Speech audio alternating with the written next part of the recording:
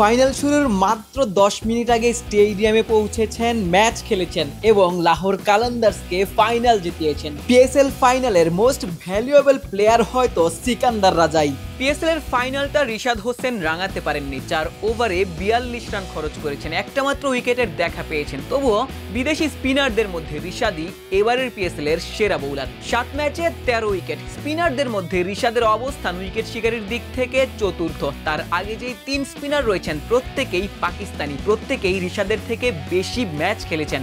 Abrar Ahmed 16টা wicket পেয়েছেন বটে, তবে ম্যাচ খেলেছেন রিশাদের প্রায় দ্বিগুণ। ইমাদ ওয়াসিম কিংবা শাদাব খান প্রত্যেকেই রিশাদের থেকে বেশি ম্যাচ খেলেছেন। উইকেটের সংখ্যা মাত্র একটা বেশি, 14টা করে। পাকিস্তানের ব্যাটিং উইকেটে রিশাদ খানিকটা খরুচে ছিলেন বটে, তবে গোটা পিএসএল খেললে রিশাদ হয়তো সর্বোচ্চ উইকেট শিকারী হলেও হতে পারতেন।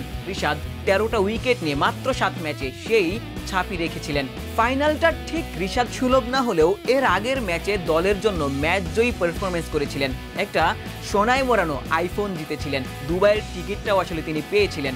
লাহোর ম্যানেজমেন্ট হয়তো আগামী বছরের জন্য রিশাদকে কনফার্ম করতে চাইবে, কিংবা অন্য কোনো দলও হয়তো রিশাদকে পেতে চাইবে। ফ্র্যাঞ্চাইজি লিগে রিশাদ হটকেক হয়ে উঠছেন। বাংলাদেশি তারকার আজকের দিনের শুরুটাই বলে দিচ্ছিল দিনটা হয়তো রিশাদের নাও হতে পারে। প্রথম ওভারেই যেখানে তিনি 10 রান খরচ করেছিলেন, দ্বিতীয় ওভারে আরও বেশি 16 রান। নিজের 3 নম্বর ওভারেও রিশাদ 11 রান খরচ করেছিলেন। 3 ওভারে যখন 37 রান বিলিয়েছেন তখন একটা শঙ্কা জেগেছিল বোলার হিসেবেই না হাফ সেঞ্চুরি পূর্ণ করে ফেলেন। তবে শেষ ওভারে রিশাদ দারুণ একটা কামব্যাক করেছিলেন, মাত্র 5 রান খরচ করেছিলেন। নিজের স্পেলটা যেন খুব বেশি দৃষ্টিকটু না হয় সেটাই মূলত নিশ্চিত করেছিলেন। রিশাদ নিজের প্রথম বিদেশি ফ্র্যাঞ্চাইজি লিগে কেমন করেছিলেন আপনাদের কি মনে হয় কমেন্ট সেকশনে জানিয়ে দিতে পারেন। টাইগার ফ্যানদের জন্য পিএসএল ফাইনালে রিশাদ ছাড়া খুব বেশি কিছু পাওয়ার ছিল না। সাকিব আল হাসান কিংবা মেহেদি মিরাজরা একাদশে জায়গা পাননি। মিরাজ তো কোনো ম্যাচ না খেলেই পিএসএল আসরটা শেষ করেছেন, শেষ দিকে যদিও সুযোগ পেয়েছিলেন।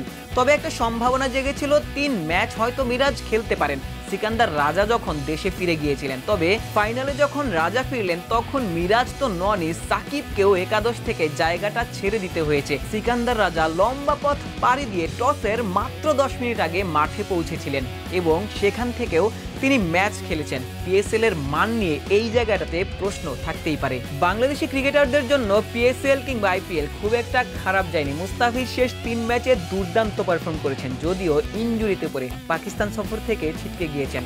রিশাদ সাকিবরা দলকে পিএসএল এর ফাইনালে তুলেছিলেন। রিশাদ সর্বোপরি stand out performer. Ashik Sarwar, news 24।